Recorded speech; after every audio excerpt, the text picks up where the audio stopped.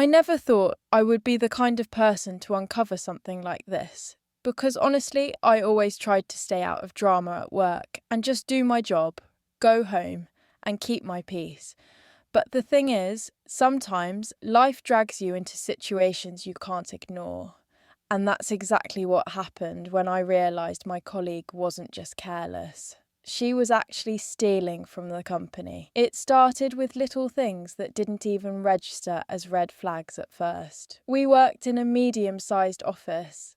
Nothing fancy, but busy enough to keep you distracted. I remember my mornings, rushing through traffic with coffee in one hand, my tote bag sliding off my shoulder, and walking into that humming space where the printers never stopped and the air smelled like paper and cheap air freshener. Most of us had our own routines. I would log in, check emails, sip on my coffee, and make small talk with whoever was around. One of those people was Jenna. She was in her early 30s, stylish, always polished. The kind of woman who had her nails done every week and never wore the same outfit twice. I admired her at the beginning because she seemed so put together, so confident. She carried herself like she knew secrets no one else did. And in a way, that was true. I still remember one particular morning, I walked into the break room and she was there with the fridge door wide open. She quickly closed it and smiled at me like she had just been caught doing something silly. She laughed and said she was just looking for her yogurt, but something about how fast she shut the door stuck with me. At that time, I brushed it off. I didn't want to be the paranoid co-worker who assumes the worst about people. But then little things began to line up in ways that felt odd. For example, the supply closet. We had this cabinet where we kept office supplies. Everything from pens to printer cartridges to notepads. I noticed that every time I went in there, certain things were missing, and not in a normal way. It wasn't just that we used up sticky notes quickly. It was entire unopened packs of printer ink disappearing. At first, I thought maybe management just forgot to reorder, but when I asked, they told me the numbers didn't add up. Still, I didn't want to point fingers, so I let it go. I told myself maybe I was overthinking it, that maybe things were being logged wrong. But deep down, I felt a tug in my stomach. This uneasy voice whispering that something wasn't right. I remember sitting at my desk one afternoon, staring at the spreadsheets I was supposed to be working on. But my mind kept drifting back to those missing supplies. I thought about how Jenna always had the nicest home office set up. She had once shown me pictures when we were chatting casually. Her desk at home was fully stocked, with the exact same type of pens and notepads we used in the office. At the time, I thought she just had good taste, but now my brain was connecting dots I didn't want to connect. One evening, when almost everyone had left, I stayed late finishing up a report. The office was so quiet you could hear the buzzing of the fluorescent lights above. I saw Jenna walk into the supply closet. She didn't know I was still there, and I watched as she filled her tote bag with boxes of printer cartridges. My heart was pounding in my chest, my hands sweating at the keyboard. I didn't say anything, not then. I just sat frozen, staring at my screen, pretending to work, but I knew what I had seen. I went home that night with a pit in my stomach, tossing and turning in bed, wondering if I should confront her, report her, or just pretend it never happened. The next morning I came into the office feeling like I had this heavy secret pressed against my chest. I couldn't focus on my emails, couldn't even enjoy my coffee the way I usually did. Everything Jenna did that day seemed louder, more suspicious. She laughed with another co-worker about how expensive printer ink had gotten lately, and I almost choked because I knew exactly where her stash was coming from. My brain kept circling around the moment I saw her fill her tote bag. I replayed it over and over, like some scene from a movie, asking myself if maybe I had misunderstood, maybe she had permission, But then, why would she sneak around when no one else was there? I tried to bury myself in work, but the spreadsheets blurred on the screen. I remembered how last year, when I accidentally ordered the wrong kind of notepads, my boss lectured me for wasting company money. It seemed so unfair that Jenna could just walk out with supplies and no one noticed. That night, I couldn't shake it off. I called my best friend, told her in vague terms that I thought someone at work was doing something shady. She said if it was really serious, I needed to protect myself, because if the company ever found out and knew I had seen it but said nothing, they might blame me too. That thought made my stomach twist. I didn't want to be dragged into trouble for something I hadn't done. The following week, small details kept confirming what I already knew. I'd go into the break room and see Jenna carrying bags that looked way too heavy for just a salad and a water bottle. I noticed she stayed behind after hours more often than before, always near the supply closet or the mail room. One Friday, I overheard her on the phone, whispering about posting something online later and people paying good money for office stuff. My chest tightened because it suddenly clicked. She wasn't just taking a pen here and there, she was stealing in bulk and selling it. Once that thought landed in my head, I couldn't unsee it.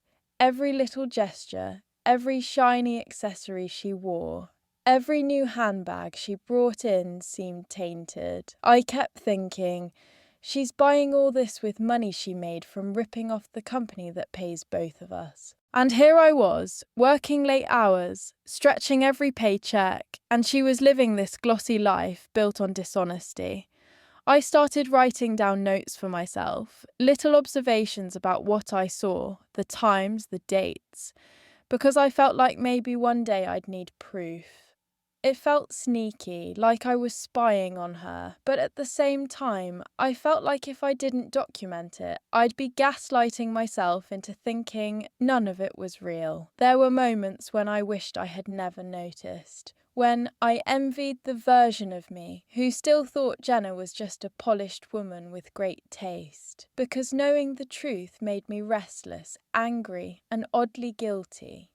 Like I was carrying a weight that didn't even belong to me. I wondered if anyone else suspected. Sometimes I caught my co-worker Mark glancing toward Jenna's desk when she wasn't around, but he never said anything. We all played this silent game of pretending not to notice, only I couldn't pretend anymore. The weight of it all kept growing on me, like carrying a stone in my chest that no one else could see. Every time I sat at my desk, I felt Jenna's presence in a new way.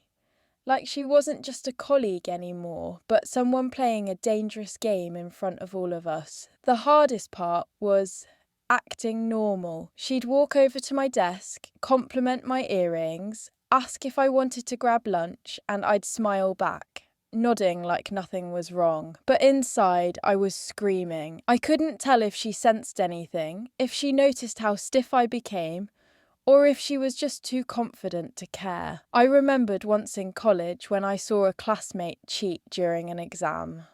I never said anything, but that memory haunted me for months. This felt worse because it wasn't just about cheating a grade. It was about money, trust, and the company that paid all of us. I started noticing how her workload seemed lighter, how she always had excuses to avoid extra tasks. While the rest of us scrambled to meet deadlines, she'd slip out early or sit at her desk scrolling through her phone. It made me resentful, not just of her stealing, but of the unfairness of it all.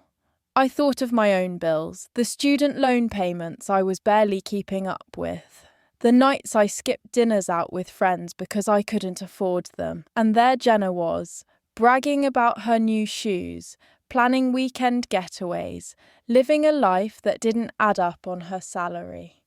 The more I thought about it, the more I realised I couldn't just let it slide. But reporting her wasn't simple.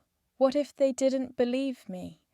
What if she turned it around and accused me instead? I imagined my boss's sceptical face, the HR meetings, the endless explanations. I hated confrontation. Just the thought of it made my palms sweat. But doing nothing felt even worse. One night I stayed late again, determined to see if what I had witnessed before would repeat. The office was silent, only the hum of the air conditioner filling the space. I dimmed my monitor and sat in the corner like I was still working. Sure enough, I saw Jenna head toward the supply closet with that same oversized tote bag. My heart raced as I listened to the faint rustle of boxes being moved. When she came out, her bag bulged at the sides. I knew I couldn't keep quiet forever. That night I went home and opened my journal. I wrote everything in detail, every little thing I'd seen, almost like confessing to myself. It felt like if I put it down on paper, I couldn't run from it anymore. I lay in bed staring at the ceiling, the glow of the city leaking through my blinds, and thought,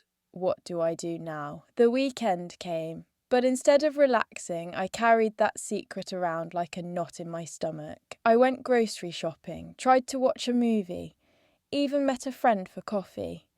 But in the back of my mind, the image of Jenna slipping supplies into her tote bag replayed non-stop. I thought maybe after a couple days away from the office it would fade. But Monday morning proved me wrong. I walked into work and saw her sitting at her desk, perfectly calm. Her nails painted a new glossy red.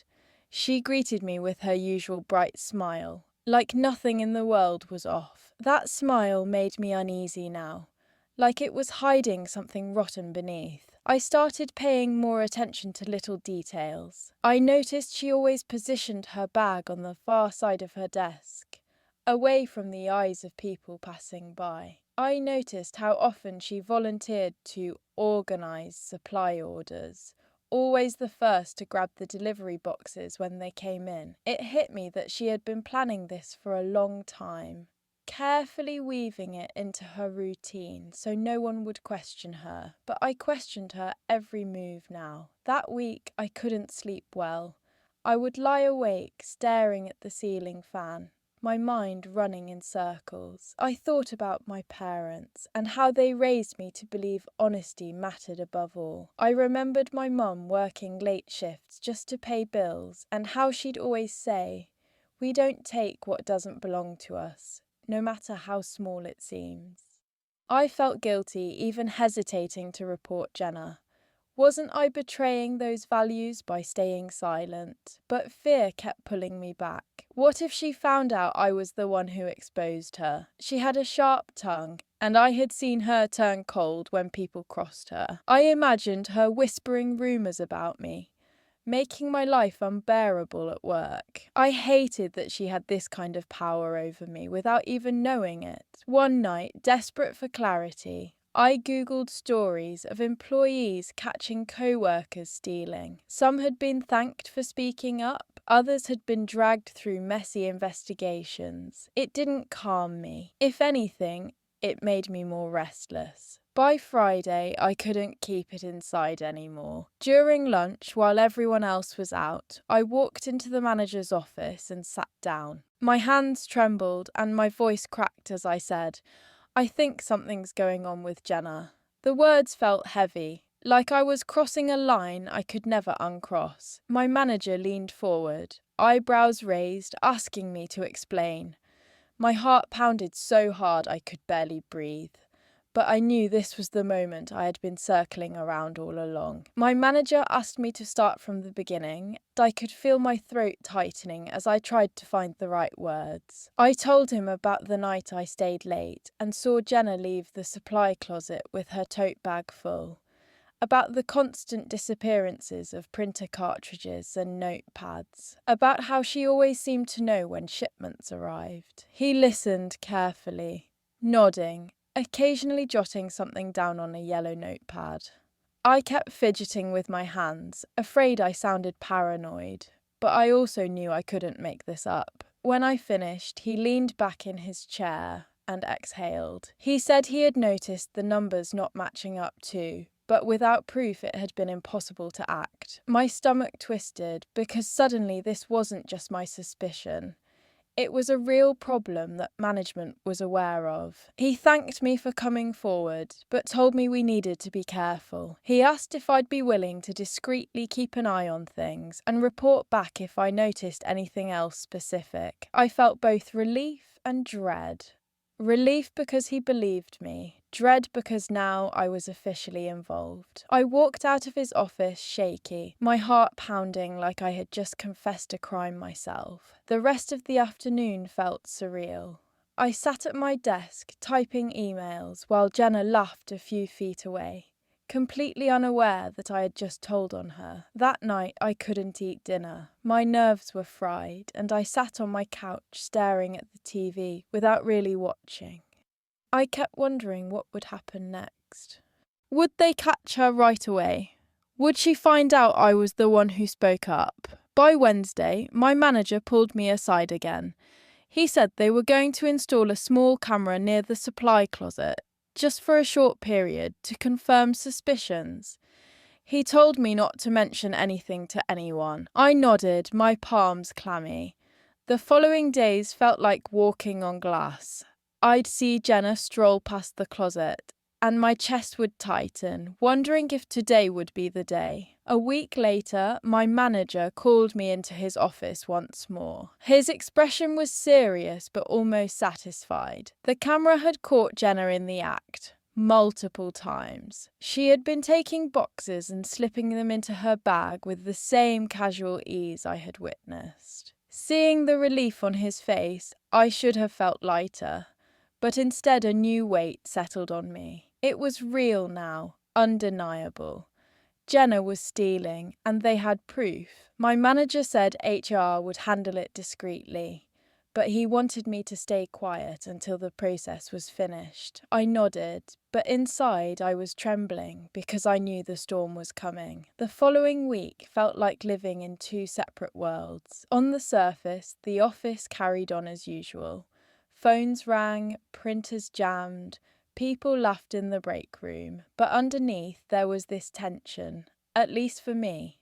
Like I was carrying a secret that could explode at any moment. I watched Jenna carefully, every move, every glance, trying to see if she had any idea what was happening. She looked so calm, even cheerful, which made me wonder if she suspected nothing. HR had been looped in, and they began asking subtle questions about supplies, pretending it was part of a routine audit. I knew it wasn't routine, and my stomach clenched every time someone mentioned it. I avoided Jenna as much as I could, because even making eye contact felt dangerous. At night I lay awake, staring at the faint light from the street lamps outside my window, thinking about what would happen when the truth hit her. Part of me felt guilty, like I had betrayed her, even though she was the one betraying all of us. I thought about the times we had eaten lunch together, about the time she gave me a ride home when my car broke down. She had seemed kind then, almost like a friend. But friends don't rob the place that pays our salaries. The conflict tore at me. One afternoon, HR called Jenna into a meeting.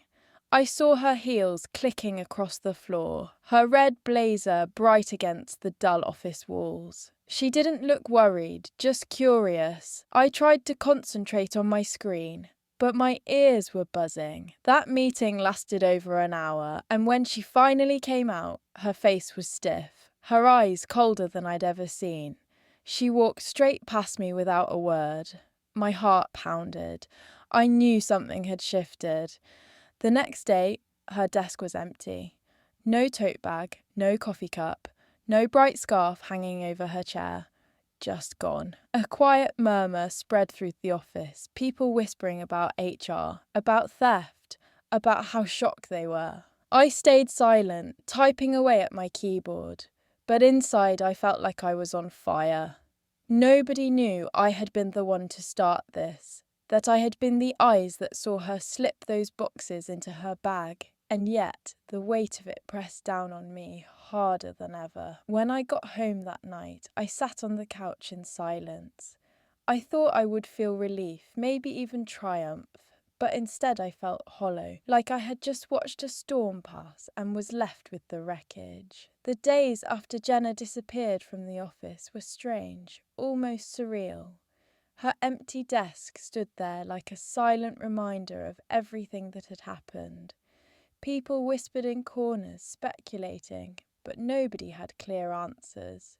Some thought she quit suddenly, others suspected she got another job. Only a few dared to hint at rumours about missing supplies. I kept my head down, pretending I was just as clueless as the rest. But inside, I was drowning in the truth. Every time I passed her desk, I felt a pang of guilt and a surge of anger all at once.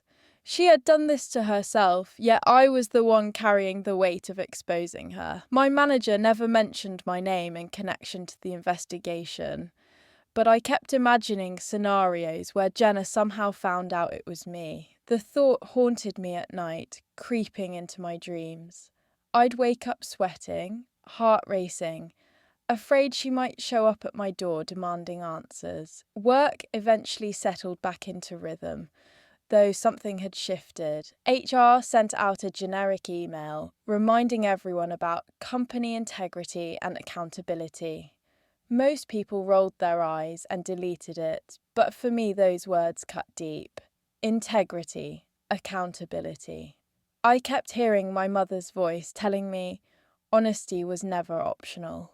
And maybe this was proof of that. Still, I couldn't shake the hollow feeling. One afternoon, I went into the supply closet to grab a stack of sticky notes. For the first time in weeks, everything was in order. Shelves neatly lined, boxes stacked the way they were supposed to be. I stood there longer than I needed to, running my fingers across the edges of the cardboard, almost in disbelief. It felt like balance had been restored. But at what cost? Later that week, Mark, the co-worker who always seemed watchful, leaned over and whispered, "Crazy what happened with Jenna, huh?" I forced a shrug, pretending I was as surprised as he was. But his eyes lingered on me a moment longer, like he suspected I knew more. I quickly turned back to my screen, my pulse jumping. I didn't want anyone to know my part in this. That night, while washing dishes, I thought about how unfair it all felt.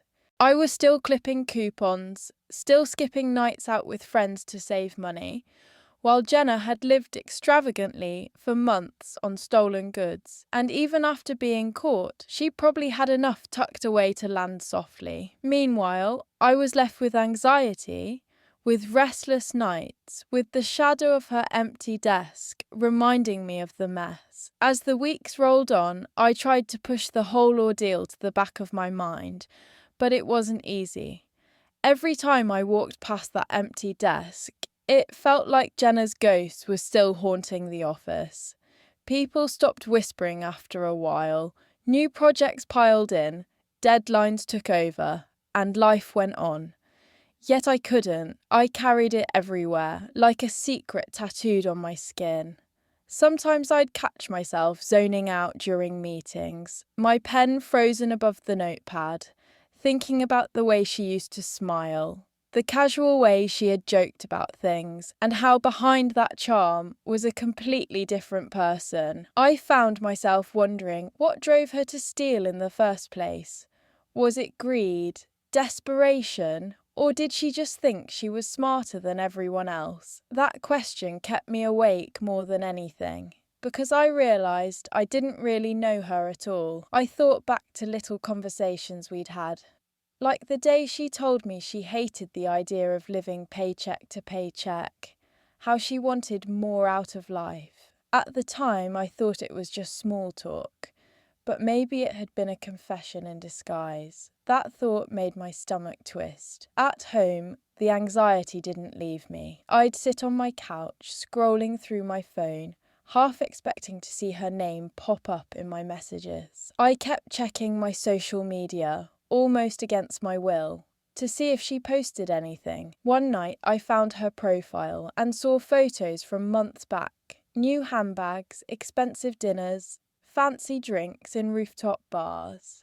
Suddenly it all looked different. Not glamorous, but dirty. like evidence of a crime. I shut my phone quickly, feeling sick. At work, my manager eventually called me into his office again. He thanked me quietly for handling everything with discretion and told me the matter was closed. Jenna had been officially terminated, and the company had taken steps to recover losses.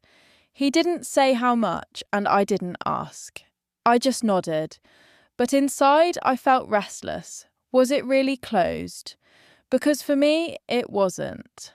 I still woke up at night with her face flashing in my mind, still flinched whenever someone mentioned supplies or integrity. And yet, part of me also felt stronger. I had spoken up when it mattered, even if it tore me apart inside. I thought of my mum's words again, how honesty wasn't optional. Maybe this was the price of holding on to that lesson, the price of doing the right thing when it would have been so much easier to look away. Time slowly dulled the sharp edges of the whole situation, but the memory never really left me. Some mornings I'd walk into the office, set down my coffee, and for a split second expect to hear Jenna's laugh from across the room. But then the silence reminded me she was gone, and the strange mix of guilt and relief would wash over me all over again. I noticed the atmosphere in the office had changed too. People were more careful with supplies, more mindful when signing out equipment. HR sent around new guidelines about accountability, and suddenly everyone was double-checking everything. It was like the company had collectively learned a lesson, though no one admitted exactly why. For me, though, the lesson felt heavier. I found myself questioning people more. When someone was overly nice, I wondered what they were hiding. When someone bragged about new things they bought, I asked myself if it really came from their paycheck. It made me feel cynical, and I hated that. I didn't want to turn into someone who mistrusted everyone, but the whole ordeal left me scarred in ways I didn't anticipate. One Friday evening, after everyone left, I stayed behind again, just tying up loose ends. I walked past Jenna's old desk and paused. Her chair was still there, tucked neatly under the desk, as if waiting for her. I reached out and touched the corner of her desk, feeling the cold surface under my fingertips, and for some reason a flood of memories came back. The day she lent me her umbrella when it rained, the time she brought in cupcakes for someone's birthday, the morning she asked me about my family. She hadn't been a monster all the time. She had been human, flawed, complicated. That realization hit me hard.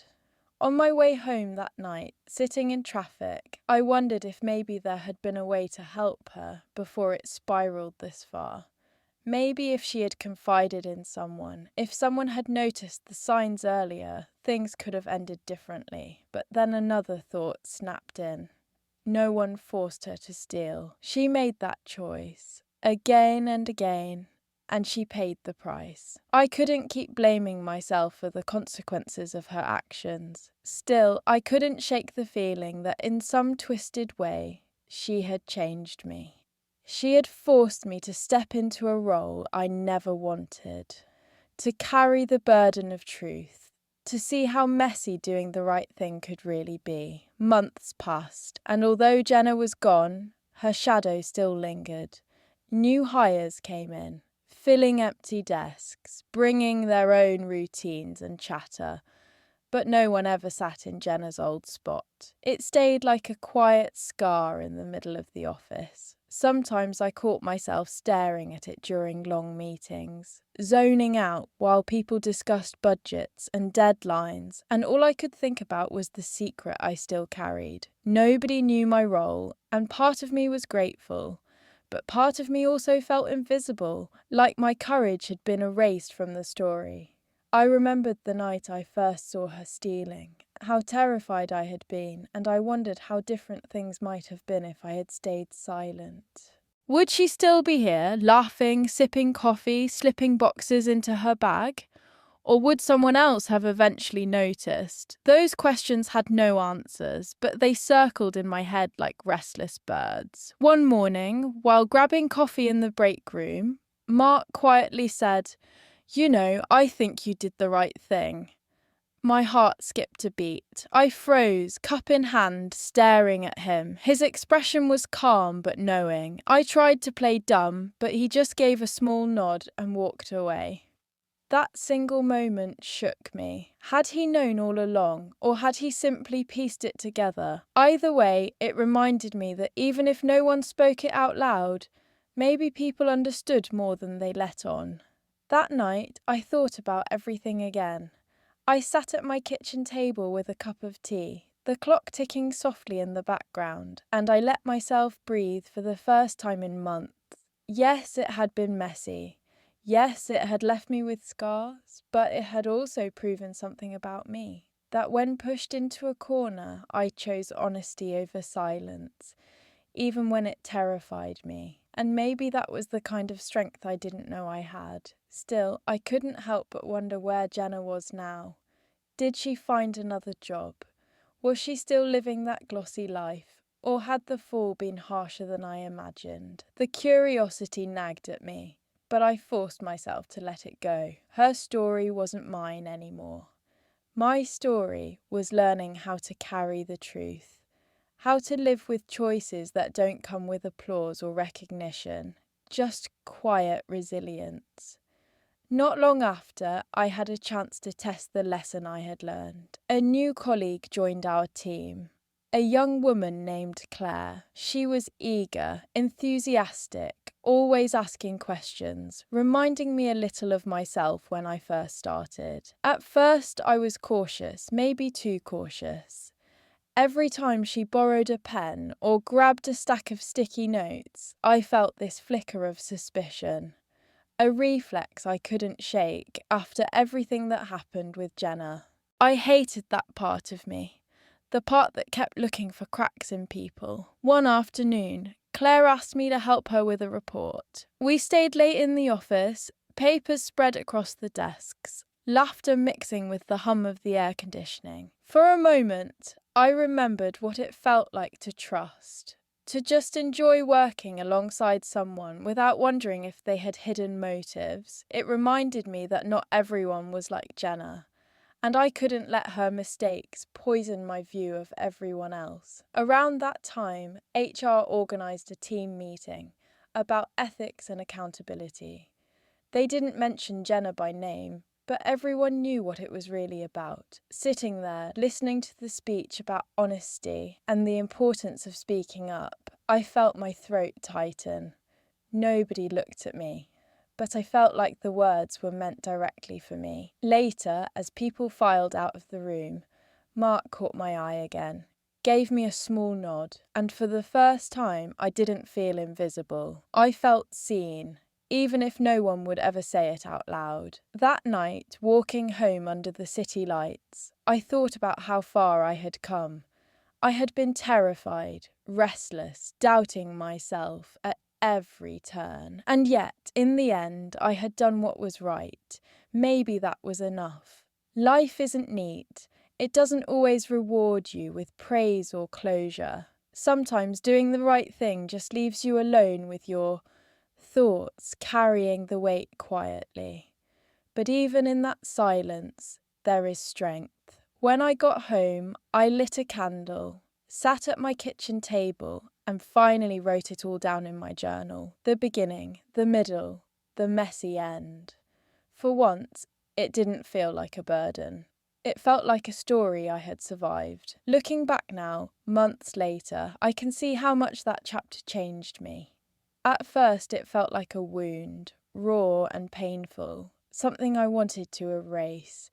But over time, it became more like a scar, a reminder that I carried with me, but one that no longer hurt every time I thought about it. I still remember the exact night I first saw Jenna with her tote bag, the way my heart raced, the way I froze at my desk pretending not to notice. That moment split my life at work into before and after. Before, I trusted too easily, laughed without suspicion, went about my day without imagining what might be hidden in the shadows. After, I learned that trust is fragile, that silence can be dangerous, and that courage doesn't always feel like courage at the moment. It often feels like fear. But courage isn't the absence of fear. It's acting despite it. That's what I hold on to now. I sometimes wonder what Jenna thinks of me. Does she know I saw her? Does she guess I spoke up? Or in her mind, did the company simply catch her by chance? Part of me will probably never know, and maybe that's better. Knowing might only reopen old wounds. What matters is that I chose not to let fear or guilt control me. And yes, I still carry the weight of it, but it's lighter now. Like something I've learnt to live with rather than something that defines me. The strangest part is how normal the office feels again. People laugh in the break room, printers jam, emails pile up, and deadlines chase us like they always did. Claire has settled in well, and sometimes when we're working late, I find myself smiling again, realising that I haven't lost all my ability to trust. I just use it more carefully now. One evening, walking home through the city streets, I caught my reflection in a shop window. For the first time, I didn't see the anxious, guilty version of myself who couldn't sleep at night. I saw someone who had faced something ugly, spoken up, and survived it. Maybe that's what growth really is. Not forgetting what hurt you, but carrying it differently, with strength instead of shame. If there's one thing I've learned, it's that doing the right thing rarely feels glamorous. It feels messy, lonely, even painful, but in the end, it leaves you standing taller, even if nobody else notices. And as I close this chapter for good, I know one thing with certainty. I'd rather live with the weight of honesty than the comfort of silence.